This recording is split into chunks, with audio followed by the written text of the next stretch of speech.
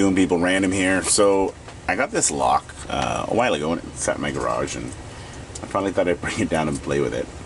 This is given by my boss. He's an avid hunter, and he said he went and did this course, and they gave him this lock. They said, hey, this is gonna, protect your long rifles. And he says apparently how it works is you take this out like that, and you have this cord assembly, and you'd open up the spot where your magazine goes, or you'd pull the bolt back if it was a single shot long rifle, and you'd slide it through, and then you'd go in. I guess it does have to, it does have to go through the chamber and where that loads the magazine in the bottom. So you'd go through, and so it'd work on a 12 gauge really good, or that style. And then you'd lock it up, and then you go. So they think, oh, the thief, he has this horrible, terrible, problem now because he's got this crazy cool padlock on here. So I thought, you know what, it's got a tiny little key. I find tiny locks can be super difficult because the keyway is so small. Even if it doesn't have security pins, it can be quite the frustrating experience just figuring out how to tension it and pick it. So I like a challenge, so let's pick this open.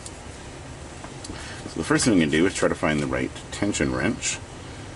And that one's a little too, it'll work, it's a little too thin.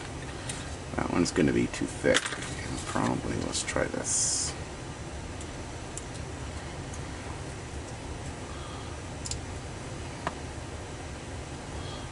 Sit there.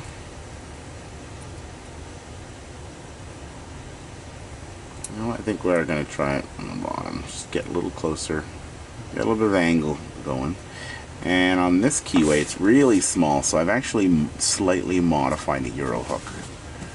That one right there. I've had this one for a while. I just took with a pair of linesmen and just basically leveled out the hook a little bit, and then just sanded her down. And hopefully this, because it already has a dip in it, I just want it just to be a little less steep. So let's try and see what we got. There's pin 1. Pin 2 doesn't want to do anything.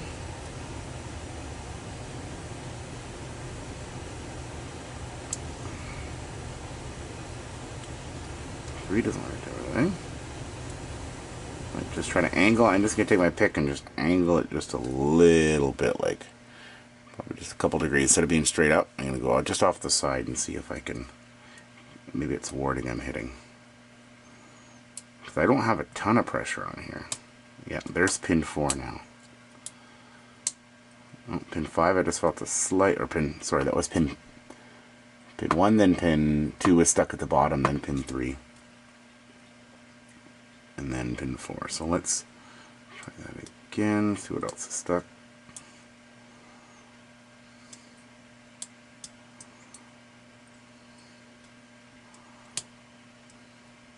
Another click at a 1. Pin 2 still at the bottom. Oh, there we are. It was pin 3 again. 2 clicks at a 3. So there could actually be security pins in this little tiny 30mm lock. I'll read you the tag on the side. Do not use unloaded firearms. Read owner's safety manual carefully. Store ammunition firearms in separate locations, which I know we have to do up here in Canada too. We can't store them together. So, there we go. This is apparently the number on the side, so I guess you can write this number on if somebody steals it and the thief leaves his lock on it. So yeah, there's a little quick video on, oh yeah, it is also, it will not lock back up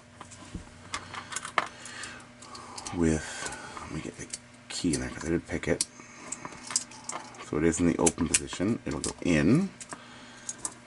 Lock position. It will not go in the lock position. You actually do have to open the lock. Stick the pawl in, and then you're good to go. And it does feel laminated too underneath there. I'm going to take a wild guess just by the shape of it.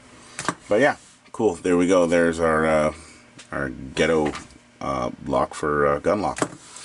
Take care and support your local locksmith.